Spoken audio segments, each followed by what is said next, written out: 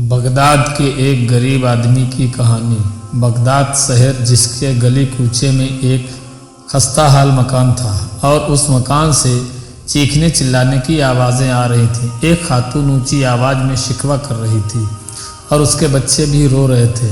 यूँ महसूस होता था जैसे उन पर कोई क़यामत टूट पड़ी हो। उन बच्चों का बाप, जिसका नाम यूसुफ था, सर झुकाए अपनी बीवी का गुस्सा बर्दाश्त कर रहा था। यह सदियों पुरानी बात है जब बगदाद में एक वबाई मर्ज फैली और कई लोग इसकी जद में आए। यूसुफ भी इस बीमारी में मुब्तला होने की वजह से कमज़ोर, लाचार और बेकार हो चुका था।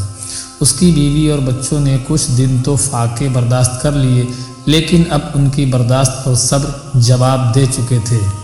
यूसुफ अब बच्चों को रोता देखकर रसोई में गया कि उनके खाने को कुछ ढूंढ सके, लेकिन अब घर में खाने को कुछ न बचा था और तमाम बर्तन खाली थे। दोस्तों, इस वाक़े को अंत तक ज़रूर देखें, बहुत ही अच्छा वाक़या है।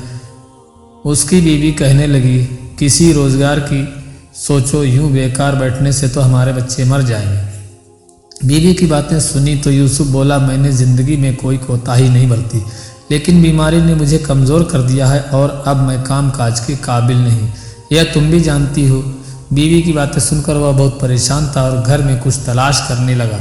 आखिर उसने एक लंबी रस्सी तलाश कर ली और कहने लगा, मैं इस रस्सी को बेच कर आता हूँ ताकि बच्चों के लिए कुछ खाने पीने का इंतज़ाम कर सकूँ। यूसुफ की बातें सुनी तो बीवी ने कहा, आज तो खा लेंगे, कल क्या करेंगे। वह कहने लगा, कल तक काफ़ी वक्त है और कल का मालिक भी मेरा खुदा है। फिर उसने रस्सी उठाई और अल्लाह के भरोसे घर से निकल गया। उसने काफ़ी देर तक गली कूचों में सदा लगाई और आखिरकार उसे एक ग्राहक मिल गया।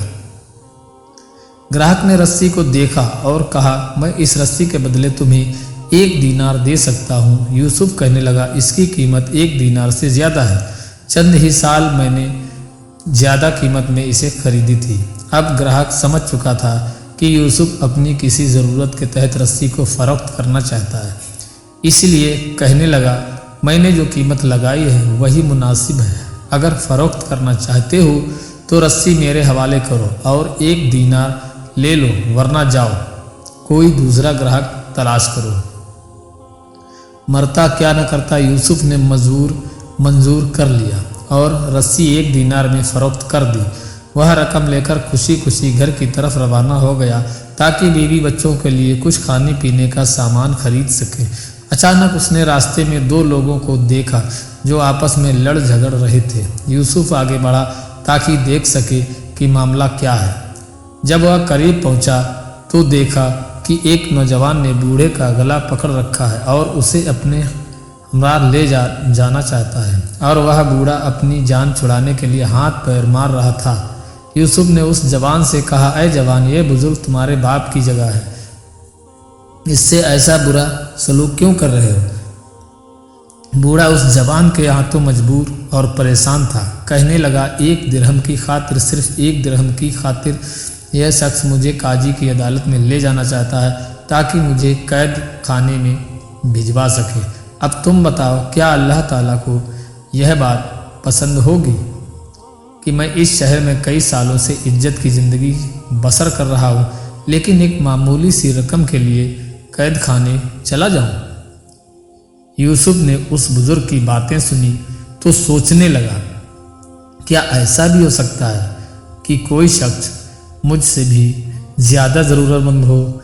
अगर यह बूढ़ा कैद खाने चला गया तो इसकी बीवी और बच्चों का खर्च कौन देगा। यह सोचते ही उसने अपनी जेब से 1 दीनार निकाला और जवान को देते हुए कहा, यह लो जवान, यह रहा 1 दीनार और इस बूढ़े को छोड़ दो ताकि यह अपने घर वालों से मिल सके।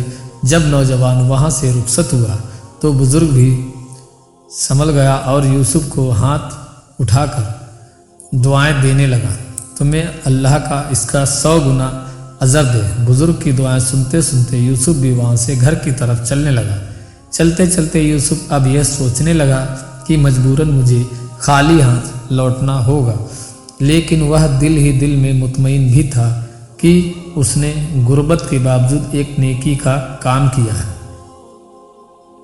यही सोचते सोचते यूसुफ घर पहुंचा था। जब बीवी ने देखा कि खामोश और सर झुकाए खड़ा है तो समझ गई कि यह हमारे खाने पीने के लिए कुछ नहीं कर सका, बल्कि वह रस्सी जो घर से ले गया था उससे भी हाथ धो बैठा। वह पूछने लगी, क्या हुआ, तुम खाली हाथ क्यों हो, और रस्सी का क्या हुआ। यूसुफ ने तमाम माँ बीबी से बयान किया तो वह कहने लगी, वाकई तुमने उम्दा काम किया है और एक बूढ़े को कैद खाने से निजात दिलाई, लेकिन तुम्हें मालूम होना चाहिए कि जो चिराग घर की रोशनी के लिए होता है उसे मस्जिद में ले जाना जायज़ नहीं। अब अपने बच्चों को किस तरह बहलाओगे, कहाँ से खिलाओगे और इस शहर से कौन यहाँ आएगा ताकि हमारे बच्चों का पेट भरे। वह कहने लगा, तुम दुरुस्त कहती हो, मैं तुम्हारी बातें तस्लीम करता हूँ, लेकिन वो बूढ़ा हमसे ज़्यादा मुसीबत का मारा था। अब जो होना था वह हो चुका। तुम्हारे रोने धोने से हमारा एक दीनार वापस नहीं आ सकता। इसलिए इन बातों को छोड़ो और आइंदा के लिए सोचो कि आप क्या करें। शायद कोई दूसरा रास्ता निकल आए। वह जानता था कि उसकी बीवी की बातें कड़वी जरूर हैं लेकिन दुरुस्त हैं, इसलिए सोचने लगा कि क्या करे और क्या ना करे। अचानक उसके दिल में कोई ख्याल आया और अपनी जगह से उठकर दोबारा घर के टूटे फूटे सामान को देखने लगा। वह कभी इधर कभी उधर फिरा, लेकिन उसे कोई काबिल फ़रोख्त चीज़ नज़र नहीं आई। इसलिए परेशान और नाउम्मीद होकर अपनी जगह पर खड़ा हो गया। अचानक उसे एक पुराना बिस्तर नज़र आया जो बच्चों के बिछौने के लिए इस्तेमाल होता था। उसने अपनी बीवी से कहा, मैं इस बिस्तर की तलाश में था, मुझे इजाज़त दो ताकि मैं इसे बेच सकूं। बीवी ने कहा, बच्चे भूखे हैं लेकिन तुम इसने बिस्तर से भी उन्हें महरूम करना चाहते हो। यूसुफ ने कहा, अच्छा हुआ कि तुमने खुद कह दिया कि बच्चे भूखे हैं, इसलिए अहम बात यह है कि इनके खाने पीने का इंतज़ाम किया जाए। पुराने बिस्तर के होने ना होने से क्या फ़र्क पड़ेगा। उसकी बीवी ने जब देखा कि इसकी नज़र में इस बिस्तर के सिवा और कोई चीज़ नहीं है तो आंसू बहाने लगी और फरियाद करते हुए बच्चों को बिस्तर से उठाया और कहा, इतना याद रखना कि इसे सस्ते दामों में ना बेचना ताकि चंद दिन हमारे बच्चों का पेट तो भर सके। यूसुफ के पास कहने के लिए अब कोई बात न थी, इसलिए उसने अपना सर उठाया, बिस्तर को लपेटकर कंधे पर रखा और घर से बाहर निकल गया।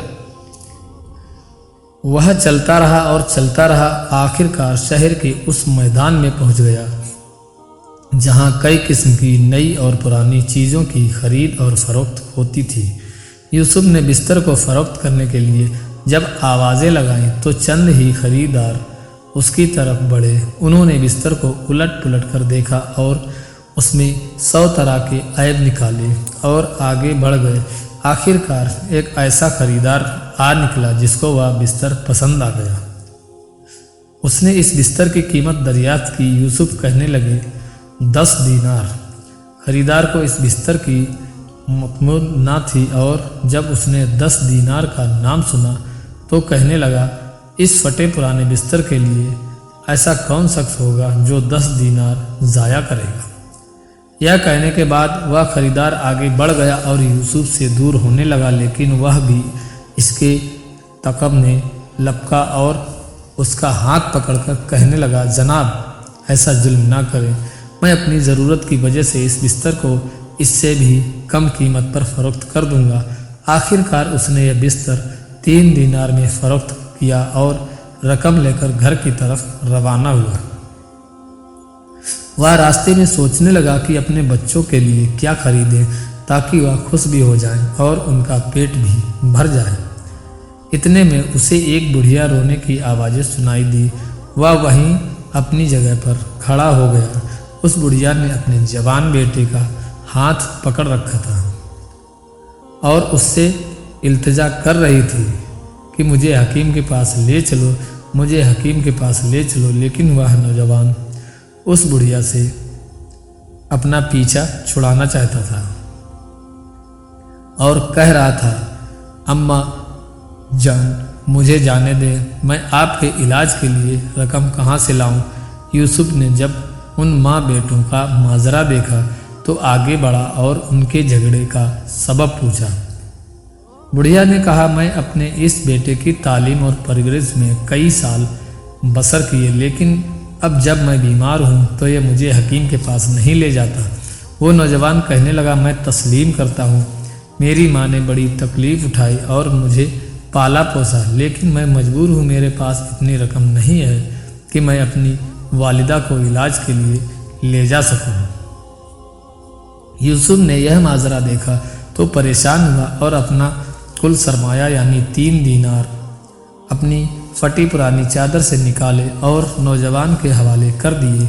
उस नौजवान को यूसुफ की सखावत पर यकीन ना आया। उसने चाहा कि इसके कदमों पर गिर पड़े, लेकिन यूसुफ ने उसे ऐसा करने से रोक दिया और कहने लगा, मेरे प्यारे, अपनी ज़रूरत पूरी करो और वालिदा की खिदमत करो। यह कहने के बाद वह दोनों माँ बेटा वहाँ से चल पड़े और यूसुफ दोबारा उसी तरह के ख्यालात में डूब गया। वह इसी तरह हैरान और परेशान खड़ा था और इधर उधर देख रहा था। जब काफ़ी देर के बाद संभला तो घर की तरफ चल पड़ा, लेकिन भूख और फाका कशी से चलने की हिम्मत भी न थी। वो इस हालात में भी घर जाने पर मजबूर था, इसलिए गिरता पड़ता घर पहुंचा और दरवाजे पर दस्तक दी। उसकी बीवी और बच्चे इंतज़ार में थे, इसलिए बीवी ने फौरन दरवाज़ा खोला और उसके चेहरे पर खुशी नुमाया थी, लेकिन अपने घाव के लटके हुए चेहरे को देखकर उसकी यह खुशी जाती रही। बीवी कहने लगी, अय मर्द, तूने क्या किया? तुम फिर खाली हाथ लौटे हो। बीवी को गुस्से में देखा तो यूसुफ ने तमाम माजरा बयान कर दिया। जब तमाम किस्सा सुना तो बीवी कहने लगी, तुम्हें फिर दूसरों की मोहब्बत और दोस्ती ने धोखा दिया है। मालूम नहीं तुम अपने बच्चों से ऐसी मोहब्बत का बर्ताव क्यों नहीं करते। अब तुम खुद ही बताओ, हम क्या करें, कहाँ जाएं? अब मेरे बच्चों में ज़्यादा देर तक भूख की शिद्दत बर्दाश्त करने की हिम्मत नहीं है और शायद इनकी मौत भी इसी फाका कशी की वजह से होगी। यूसुफ में अब बीबी को देखने की हिम्मत भी न थी। वह कहने लगा, अल्लाह ताला बुजुर्गों बतर है, अगर तुम भी बुढ़िया के नाले सुनती तो वही करती जो मैंने किया, लेकिन तसल्ली रखो, खुदा कोई ना कोई रास्ता ज़रूर निकालेगा। अगर इस मर्तबा में कोई चीज़ ले गया तो उसे बेचने की बजाय गिरवी रखूँगा, ताकि उस चीज़ से हमें हाथ ना धोना पड़े। बीवी कहने लगी, क्या तुम्हारे घर में कोई चीज़ भी बची है जिसे गिरवी रख सकोगे? यूसुफ अपने घर के छोटे से सहन में खड़ा था। वह इधर उधर देखने लगा और कहने लगा, वो कूजा कैसा रहेगा? ये कूजा मुझे दे दो ताकि इसके बदले कोई छोटा सा कूजा खरीद लाऊं और इसके साथ खाने पीने के लिए भी कुछ ले आऊं। उसकी बीवी, जो पहले ही गुस्से में थी, कहने लगी, इस कूजे की जान से भी हाथ धो लो। ये कूजा ना तुमसे कोई खरीदेगा और ना ही गिरवी रखेगा, बल्कि ऐसा करो, इस कूजे को किसी को बख्श दो या तोड़ दो। मायूस यूसुफ अब आगे बढ़ा और कूजा उठाकर कहने लगा, मुझे जलील तो ना करो, तुम जानती हो मैं अपने बच्चों के लिए ही ये सब कुछ कर रहा हूँ। इसके बाद यूसुफ ने अपनी बीवी को खुदा हाफिज कहा और घर से निकल गया। बाजार में पहुंचने के बाद वह सबसे पहले एक अत्तार की दुकान पर गया और उससे कर्ज मांगने लगा। अत्तार ने कहा, बेशक मैं तुझे कर्ज देने के लिए तैयार हूँ, क्योंकि मैं तुम्हें पहचानता भी हूँ। लाओ, अपनी कोई चीज़ लाओ जिसे गिरवी रख कर मुझे मुझसे कर्ज लो। यूसुफ ने उसे कूजा दिखाते हुए कहा, मेरा सरमाया तो फ़कत यही कूजा है। अत्तार ने कूजा को देखा और कहने लगा, आखिर एक इस्तेमाल शुदा और पुराना कूजा जिसका रंग भी उड़ा हुआ है, गिरवी रखने के काबिल नहीं है। चलिए, इसलिए जाओ और कोई ऐसी चीज़ ले आओ जो गिरवी रखने के लायक हो। तो इसके बाद यूसुफ उस अत्तार की दुकान से बाहर निकला और दूसरी दुकानों का रुख किया, लेकिन उसकी तमाम कोशिशें नाकाम हुई, क्योंकि कूजा बहुत पुराना था और कोई भी इस कूजे के बदले कर्ज देने पर आमादा ना हुआ। सूरज डूबने के करीब था और अंधेरा छाने वाला था। यूसुफ के दिल में नाउन तारी थी। वह खुद से कहने लगा, शायद मैंने अपनी बीवी से किया वादा करके गलती कर दी। इस कूजा का कोई भी गिरवी नहीं रखेगा। मुझे लगता है अब इसे बेच ही देना चाहिए। उसने इरादा किया और वापस पलटा और खरीदारों को बुलाने लगा। कूजा फरोख्त करने की आवाज़ें लगाता रहा, इसलिए कि यही कूजा उसकी आखिरी उम्मीद थी और उसकी ख्वाहिश थी कि इसे हर कीमत पर फरोख्त करे, ताकि उसकी बीवी बच्चे कम से कम एक वक्त के खाने से महरूम ना रहे। लेकिन उसकी बदकिस्मती कि कोई भी खरीदार ना मिला। सूरज अब मुकम्मल गुरूब हो चुका था और अंधेरा छा चुका था, इसलिए वह थका हारा गली कूचे में अकेला रह गया। फिर वह एक मध्यम सी रोशनी के सामने बैठ गया, जो एक मकान की खिड़की से चमक रही थी। वह काफ़ी देर तक बैठा रहा और सोचता रहा कि इस हालत में घर जाएं और बीवी बच्चों को क्या जवाब दें। इसने अपना सर झुका लिया और बदस्तूर सोचता रहा कि इतने में उसे एक मछली फ़रोख्त की आवाज़ सुनाई दी। यह मछली फ़रोख्त भी यूसुफ की तरह मजबूर और तंगदस्त था, इसलिए वह भी इसी जगह आकर बैठ गया जहां वह बैठा हुआ था। जल्द ही वह दोनों एक दूसरे का हाल अहवाल सुनने और कहने लगे और एक दूसरे के गमगुसार बन गए। मछली फ़रोख्त कहने लगा, हम दोनों के हालात एक जैसे हैं। आओ कोई ऐसा काम करें कि तुम इस कूजे से छुटकारा हासिल करो और मैं इस मछली से जो मेरे हाथ में बची हुई है। मैं तुमसे कूजा ले लेता हूँ और तुम मुझसे मछली ले लो और अपने घर जाओ, ताकि कम से कम आज की रात तो तुम्हारी बीवी और बच्चे अपना पेट भर सकें। यूसुफ ने कुछ सोचा और कहने लगा, हमारे लिए इसके अलावा और कोई चारा भी तो नहीं है। मैं बजाय इसके कि खाली हाथ घर जाऊं, कम से कम एक मछली तो मेरे हाथ में होगी।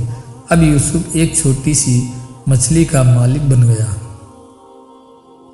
और उसके बदले मछली फ़रोख्त को एक बड़ा लेकिन पुराना कूजा मिल गया था।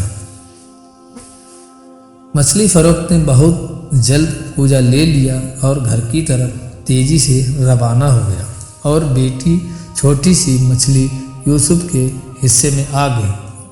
वह अपने इन्हीं ख्यालात में गर्क था और कह रहा था, हाय अफसोस, मुझ पर कितनी मुसीबतें गुजरी हैं। फिर वो आह भरते और रोते हुए घर की तरफ चल पड़ा। जब वह घर पहुंचा तो निहायत हसरत और दुख भरे अंदाज से दरवाजे पर दस्तक दी तो मामूल से जल्द दरवाज़ा खोल दिया गया। उसे मालूम था कि उसकी बीवी और उसके बच्चे आने की घड़ियां गिर रहे थे। वह घर में दाखिल हुआ तो सहन ने बीवी बच्चों के सामने वह मछली रख दी और इंतज़ार करने लगा कि उसकी बीवी क्या कहती है। अगरचे यह मछली छोटी थी, लेकिन उस पुराने कूजे को गिरवी रखने के बराबर ज़रूर थी। वह कुछ देर खामोश रहा और फिर कहने लगा, मैंने वह कूजा गिरवी नहीं रखा, बल्कि उसके तबादले में यह मछली ली है। उसकी बीवी मछली को देखकर बहुत खुश थी, लेकिन फौरन ही उसके चेहरे का रंग तब्दील हो गया और कहने लगी, गोया तुमने कूजा देखकर मछली ली है। आखिर हमारे घर पर बचा ही क्या है? क्या तुमने जाने से पहले वादा नहीं किया था कि इस कूजा को फ़रोख्त नहीं करेंगे, बल्कि एक छोटा कूजा खरीदोगे? यूसुफ अपनी बीवी की बातें सुनकर सर झुकाए बैठा था और बस इतना कह सका कि उस कूजा को गिरवी रखने के लिए कोई भी तैयार ना हुआ। मेरे हाथ पांव बंधे हुए थे और मैं मजबूर था।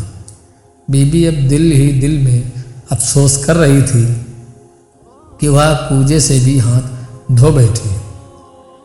वह अपनी जगह से उठी, थाल और चाकू ले आई और मछली को साफ करने लगी। वह इसी तरह मछली साफ कर रही थी कि अचानक हैरत से कहने लगी, यह क्या है जो मछली के पेट में चांद की तरह चमक रहा है।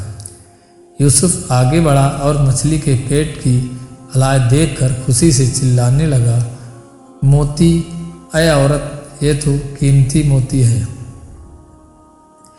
यूसुफ के चिल्लाने से उसका खामोश और उदास घर खुशी से भर गया। वह रात बीवी और बच्चों की यादें इलाही में गुजार दी और खुशी से फूले न समाये। अब वह सुबह का इंतज़ार करने लगे कि कब जौहरी अपनी दुकान खोलेगा। अभी जौहरी ने अपनी दुकान भी न खोली थी कि यूसुफ उसके दरवाजे पर मौजूद था।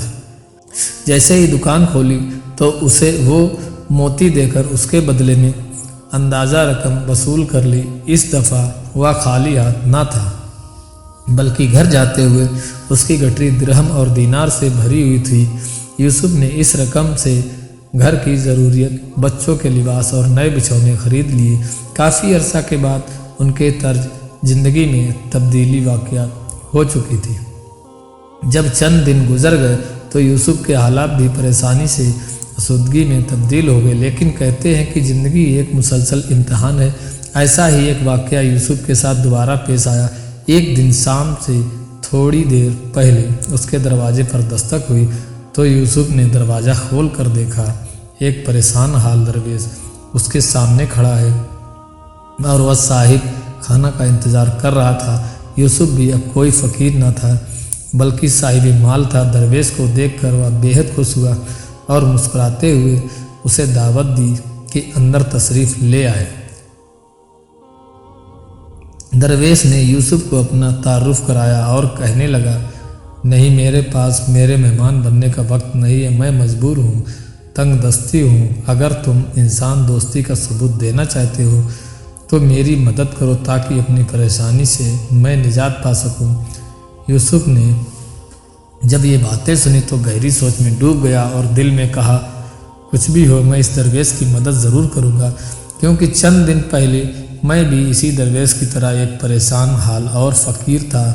फिर वह कुछ कहे बिना तेज़ी से मुड़ा और कमरे में सुनहरे सिक्कों से भरी हुई थैली लाकर दरवेश को पेश कर दी। दरवेश ने जो ही थैली देखी उसके चेहरे पर खुशी से आसार नज़र आने लगे और मुस्कुराने लगा और कहा, वाकई दुरुस्त है, तुम सखी और इंसान दोस्त हो। मैंने कई दिन पहले लोगों की ज़ुबानी तुम्हारी तारीफ़ें सुनी थी, सुन रखी थी, लेकिन मुझे इस बात पर यकीन न था कि तुम ऐसे इंसान दोस्त साबित होगे।